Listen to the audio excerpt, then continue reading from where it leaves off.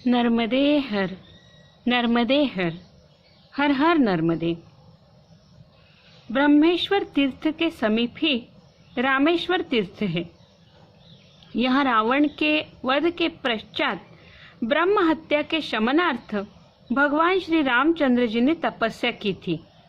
अतः वहाँ उन्होंने जिस शिवलिंग को स्थापित किया था उसका नाम उनके नाम से ही रामेश्वर लिंग है। लक्ष्मण जी के नाम से यहाँ पर लक्ष्मणेश्वर इस नाम का शिवलिंग स्थापित है और मेघ द्वारा स्थापित मेघेश्वर भी है। इस जगह पर अप्सरा तीर्थ भी है। मत्स्यक नामक मुनि द्वारा स्थापित मत्स्यकेश्वर तीर्थ भी है। इस जगह में स्नान, दान, पूजन आदि समस्त कर्म फलदायी होता है। ब्रह्मेश्वर आदि तीर्थ जिगोर नाम के ग्राम के समीप है। जिगोर से 4 मील आगे कठोरा नाम का ग्राम है। वहां पर हनुमंतेश्वर तीर्थ है। इस तीर्थ की कथा इस प्रकार है।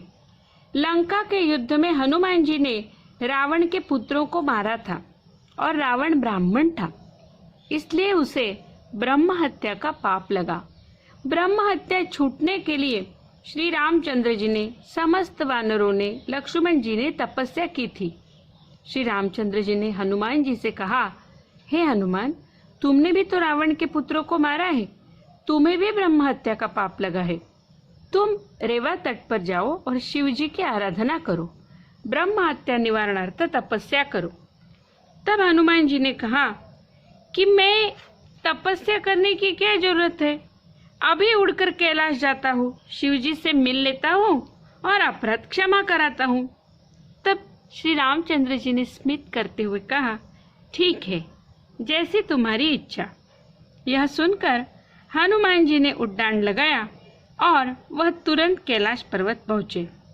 शिव जी के दर्शन के लिए जाने लगे तो द्वार पर विराजमान नंदीश्वर ने पूछा, हनुमान जी कहाँ जा रहे हो? हनुमान जी ने कहा, शिव जी के दर्शन को। नंदीश्वर ने कहा, आप यहाँ भीतर प्रवेश नहीं कर सकते। तो हनुमान जी ने कहा, क्यों?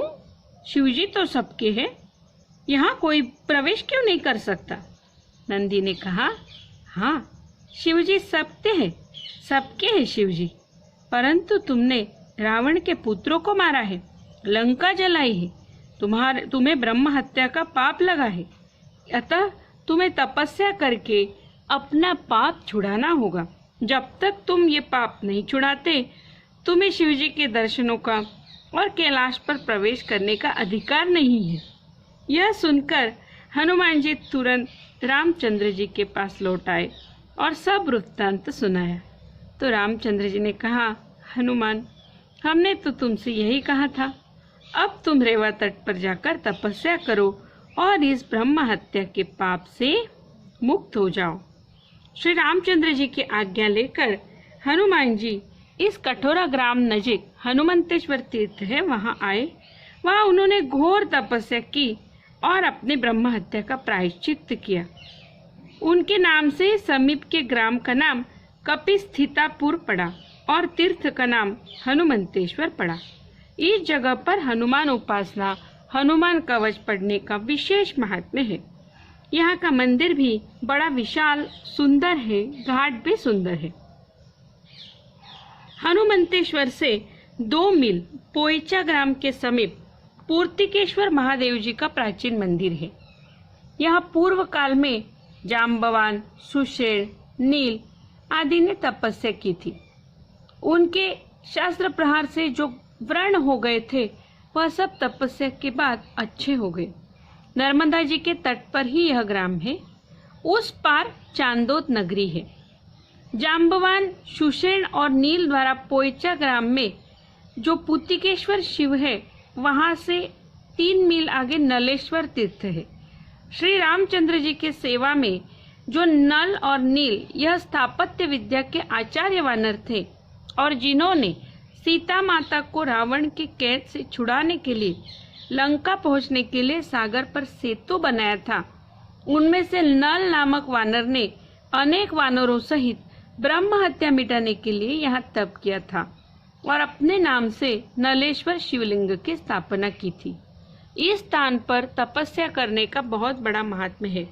यहाँ अनेक पुरुषों ने तपस्या करके सिद्धि प्राप्त की है। माघ महीने की पूर्णिमा को इस तीर्थ को दर्शन करने का विशेष महात्म्य है। नलेश्वर तीर्थ से 3 मील आगे रुंडग्राम के समीप करंजा नदी का नर्मदा माँ के साथ संगम है। करंजा नदी को नागवा नदी भी कहते हैं। उसके समीप ही नागेश्वर तीर्थ है। यहाँ पर वासुकी नाग ने तपस्या की थी। इसकी कथा इस प्रकार है कि शिवजी के सिर पर गंगा माता सदा विराजमान रहती है। एक बार पार्वती के मन में विचार आया कि जब देखो ये गंगा जी शिवजी के सिर पर चढ़ी रहती है, शिवजी ने इन्हें सिर पर क्यों चढ़ा के रखा है। शिवजी ने तुरंत यह विचार जान लिया, परंतु वो मौन रहे। एक दिन शिवजी ने कहा कि हम तांडव नृत्य करते हैं और उन्होंने तांडव नृत्य किया। नृत्य के समय गंगाजल नीचे गिरने लगा। शिवजी का शरीर जो है उस पर सर्प लिपटे हुए होते हैं। पार्वती जी ने वासुकी नाग से कहा, तू इस गंगाजल को गिरने मत दे, तू इसे पीता जा। माता की आज्ञा पाकर वासुकी गंगाजल को पीता गया। गंगा जी को यह बात बहुत बुरी लगी और उन्होंने वासुकी नाग को शाप दिया कि तू शिवजी की सेवा से पतित हो जा। इस बात पर वासुकी ने गंगा जी से बहुत क्षमा अनुदान मांगा। तब गंगा जी ने कहा कि विंध्याचल पर्वत की तलहटी में जाकर तू शिवजी की तपस्या कर, आराधना कर, तुझे पुनः शिवजी की सेवा और अपना स्थान प्राप्त हो जाएगा। माता गंगा की आज्ञा पाकर वासुकी ने यहाँ आकर अपने नाम से शिवलिंग स्थापन किया और घोर तपस्या की। उनकी तपस्या से शिवजी उनके सन्मुख प्रत्यक्ष प्रकट हुए और उन्होंने उसे आज्ञा दी, तूने जिस गंगा जल का पान किया है वह नर्मदा जी की करंज तरुणी गुफा में उगल दे और नर्मदा जी में स्नान कर। इससे तुझे अपने पूर्व स्थान की प्राप्ति होगी। वासुकी ने ऐसा ही किया। नर्मदा तट पर करंज तरुणी गुफा में उसने गंगा जी को उगल दिया। वही करंजा वासुकी नाग से उगली हुई नागवा नदी हो गई और नर्मदा जी में आकर मिल गई। उसी में वासुकी नाग ने स्नान किया और वह पाप रहित हो गया। इस संगम के समीप ही शिवजी ने जल क्रीड़ा की, इसलिए वहां पर रुद्र कुंड तैयार हुआ और वह कुंड नर्मदा जी के भीतर है। अष्टमी चतुर्दशी इस तीर्थ के दर्शन, पूजन, भजन का बहुत महात्म्य है। नागेश्वर से कुछ दूर पर ही शुकेश्वर तीर्थ है। यही कर्णेश्वर, मार्कंडेश्वर, रणछोड़जी आदि तीर्थ है। व्यास पुत्र श्री शुकदेव जी ने यहाँ पर 100 वर्ष पर्यंत तपस्या की थी। इनकी तपस्या से शंकर जी प्रसन्न होकर इनके सम्मुख प्रकट हुए और वरदान मांगने को कहा। तब शुकदेव जी ने कहा, मेरा पुनर्जन्म न हो और मुझे आपके चरणों में भक्ति तथा योग शक्ति मुझे प्राप्त हो और आप यहाँ सर्वदा विराजमान होकर भक्तों की मनोकामना पूर्ण करें। शिव जी ने तथास्तु कहकर ये सब वरदान उन्हें दिए। शुकेश्वर का मंदिर विशाल टीले पर है, सीढ़ियां चढ़कर जाना पड़ता है। यहाँ पर समीप ही नर्मदा जी के बीच में एक द्वीप है, वहाँ पर मार्कंडेश्वर तीर्थ है। उसकी कथा इस प्रकार है। इस जगह पर व्यास तीर्थ भी है। भगवान वेद व्यास जी ने वहाँ कुछ दिन निवास किया था।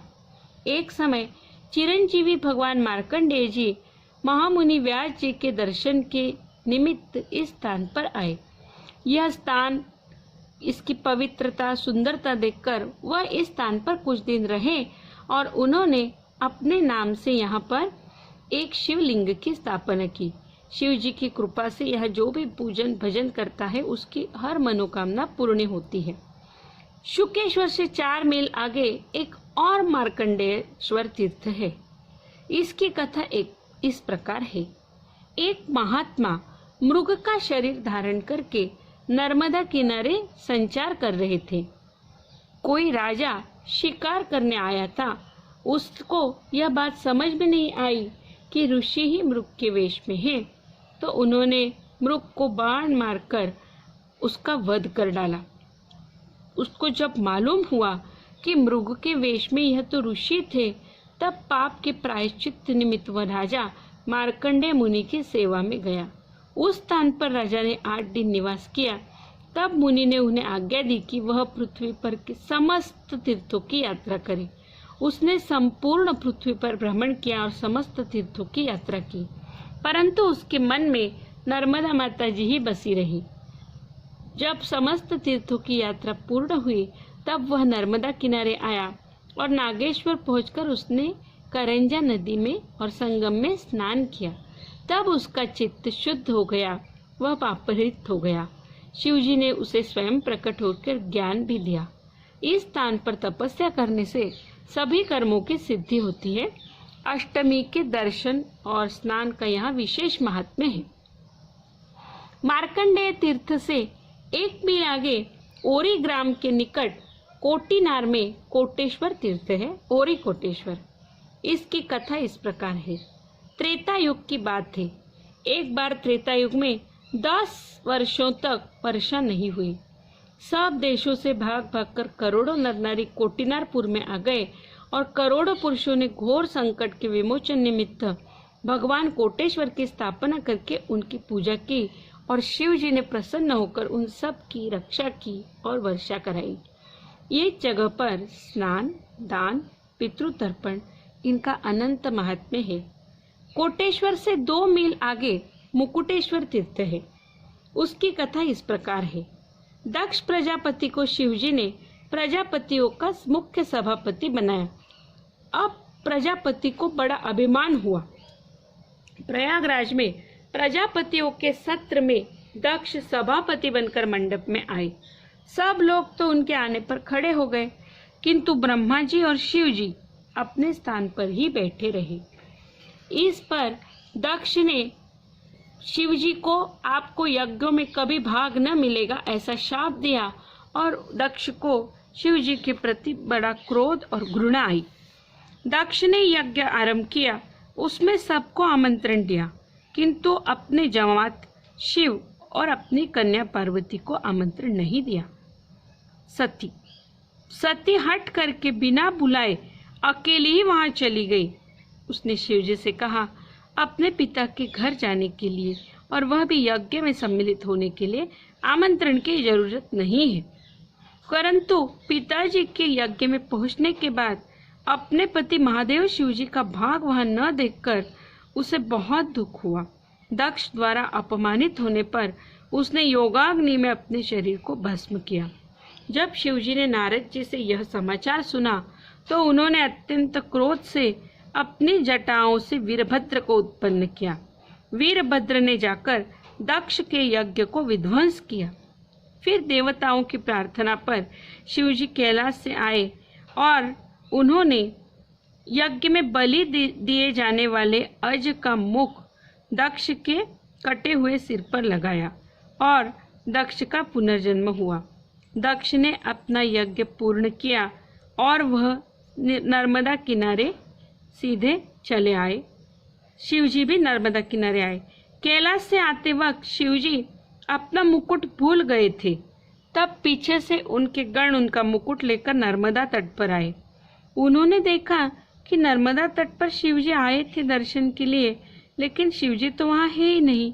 जहाँ पर वो बैठे हुए थे उनके स्थान पर एक दिव्य लिंग है। तब शिवगणों ने शिवजी के मुकुट को उसी लिंग को धारण कराया, इसलिए इस लिंग का नाम मुकुटेश्वर है। मुकुटेश्वर के समीप सिसोदरा ग्राम है। उस ग्राम से थोड़े ही आगे कांद्रोल नाम का ग्राम है।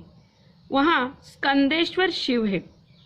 शिवजी के पुत्र षडानंद स्कंद कार्तिक स्वामी ने इस जगह पर सहस्त्र वर्ष पर्यंत तपस्या की थी और अपने नाम से स्कंदेश्वर शिवलिंग की भी स्थापना की थी। ये समस्त देवताओं के सेनापति थे। इस जगह पर रहने का, पूजन करने का, स्नान करने का बहुत बड़ा महात्म्य है। ओम नर्मदार्पणमस्तु। नर्मदे हर, नर्मदे हर, नर्मदे हर।